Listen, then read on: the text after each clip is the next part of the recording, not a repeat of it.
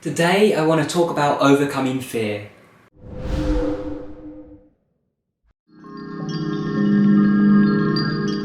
Hey guys, welcome back to Tipharot, it's me Matt here. Sorry if it sounds a little bit echoey, I got rid of the old sofa that I was sitting on in previous videos and I'm still yet to replace that, so I'm just sitting on a little kitchen chair at the minute and this room is kind of echoey and loud now, so sorry about the audio quality. Anyway, in today's video I want to talk about fear. We all have fears. One thing or another scares us in some way, and it's natural. Fear is a perfectly natural response. It's there to keep us safe. From an evolutionary perspective, we as people had to face so many dangers out in the wild over time that fear was necessary. It kept us alive. But now in this day and age, a lot of that fear is kind of not so helpful. And so that's what I want to talk about. You know, we have phobias. For example, me, I've always had a phobia of spiders. I used to basically run out of the room like terrified if I saw a spider, like a house spider. Now another one that a lot of people mention on this channel is sleep paralysis. Obviously if you're trying to lucid dream and you're worried about sleep paralysis, you might not want to lucid dream because you might be scared that you're going to get it. So what do? How do you actually get rid of a fear?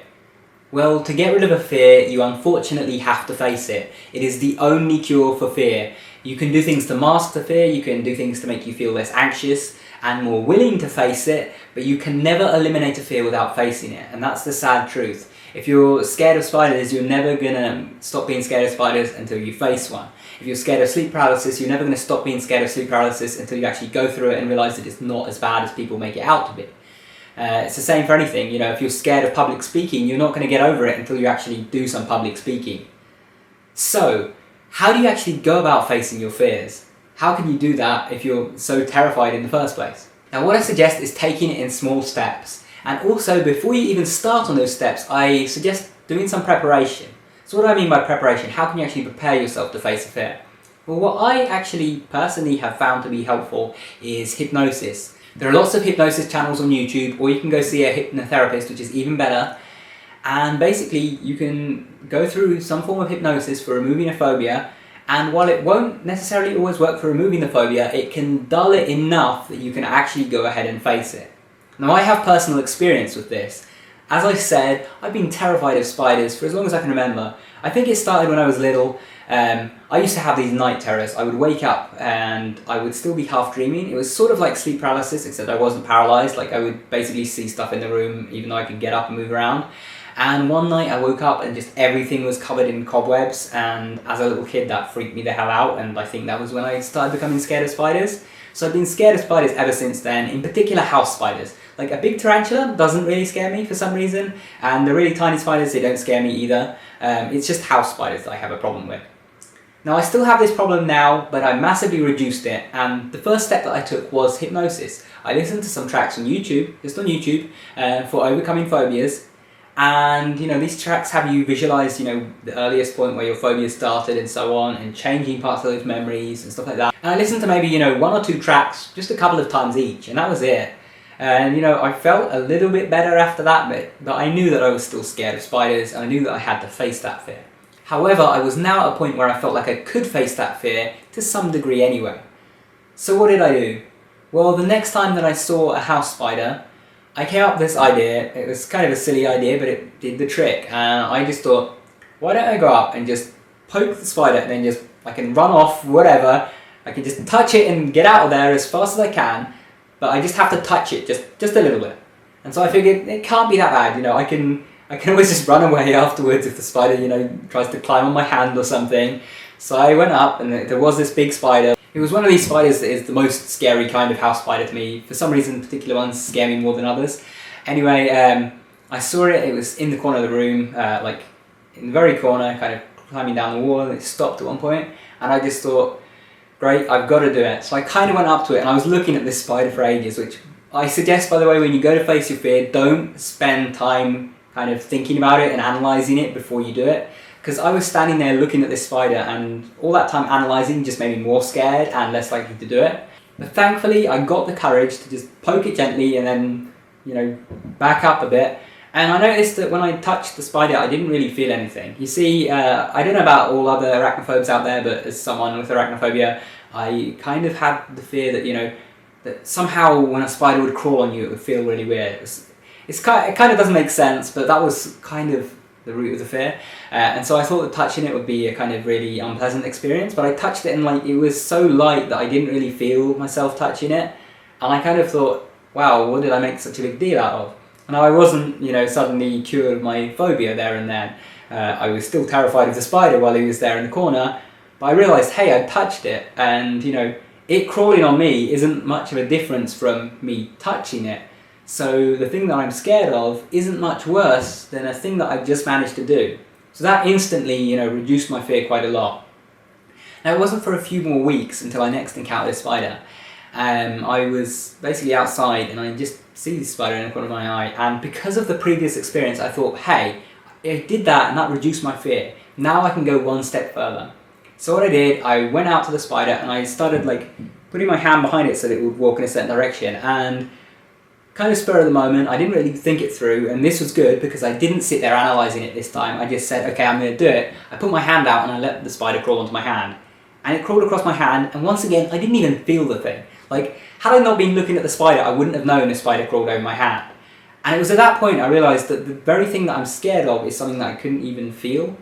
And it kind of got me realising, how ridiculous the fear was. I mean, obviously all the time I knew that it's ridiculous being scared of spiders, but I didn't really feel it until I had that experience. And now since then, I am dramatically less scared of spiders. I'm still, not very comfortable around them. I would rather not be around spiders, but if I have to, I can pick one up. And I don't run out of the room terrified if I see one anymore. So it's no longer, a problem fear that is having a negative impact on my life. Before, if there was a spider in the room, I wouldn't be able to go to sleep. I would have to, find it and get rid of it before I could go to sleep, for example. Now I don't have that problem. So I did it by first, doing some preparation with hypnosis, then doing a small step, just touching it a little bit, and then doing the thing that I was afraid of, having it crawl on me. Now that's the basic approach to facing any fear. So for example, if you're afraid of sleep paralysis, what you want to do is, do one of those hypnosis tracks, for example, to get you less afraid of the idea of sleep paralysis, and then actually go towards experiencing it. Now the first time you go towards experiencing it, try to get into sleep paralysis, and when you're there, simply break out right away. Wiggle your fingers and toes so you break out of it right away. And after that happens, you're going to have had a little bit of an experience with it. So you're kind of going to be a little bit desensitized to it. You're not going to be as afraid of it as you were before you experienced it. And then what you want to do after that is you want to go for the experience again, but this time just try and sit in sleep paralysis for as long as possible. Try not to move whatsoever and to prolong it as long as you can before you eventually, move and it breaks. And when you do that, you're going to find that you're sitting there and it's uncomfortable, it's unpleasant, it's scary, but it's not actually as bad as you made it out to be.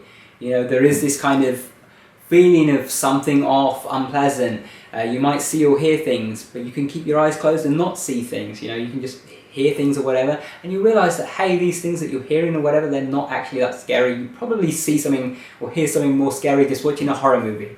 So after you have that experience, it desensitizes you. And this is another example for something that's worked for me, because I was originally terrified of sleep paralysis the first few times I had it. It was very unpleasant. And then after experiencing it several times, it just kind of lost that scariness. Sleep paralysis to me is still kind of, I wouldn't say necessarily unpleasant. It's sometimes unpleasant. It's just kind of a weird feeling, it's kind of unusual. But it's not particularly scary to me anymore. In fact, what I noticed as well is that the more times I experienced it, the less the actual scary experiences happen during sleep paralysis. So for example, seeing someone standing over you or hearing some scary noises or whatever, that happened the first few times, but after I got used to sleep paralysis, that just stopped happening. Now if I have sleep paralysis, even if I open my eyes, I won't see anything standing there. I will just be paralysed and feel this kind of feeling like maybe there's something there with me, but I will never see anything or feel anything. In fact, sometimes I even find sleep paralysis to be oddly pleasant. It actually just feels a kind of nice sensation to be paralysed like that, and to know that from there I can then go on to do an exit method for astral projection or induce a lucid dream or so on. So in summary, if you want to face a fear, start by preparing yourself. Get yourself mentally ready to actually face it, and then start with small steps. It can be just 2 steps like I used, or it can be more steps than that. If you're afraid of public speaking, then just perhaps start by doing a public speech, of your own in your room. Just go in your room, with a microphone and talk to it, and no one's there, but pretend that you're talking to an audience, and do that. And after you've done that a few times, then get a friend to come and actually listen while you're doing it. And then get a couple of friends to come, and then maybe go to a small event, just with a few friends at someone's house, with like 5 or 6 people there, talk to them, and then after that, try to go to an actual event where you're forced to speak in front of an audience. Take it in small steps, but face it. Don't run away from it. The more you try to avoid your fear, the worse your fear will get. You'll actually notice that if you're afraid of something, if you actually go with that whole line of avoidance behaviour, that after a few weeks, months or years, you're actually more scared of it than you ever were to begin with. I had that with my fear of spiders. I noticed year by year that fear was getting worse. And it only stops once you face it and get over it.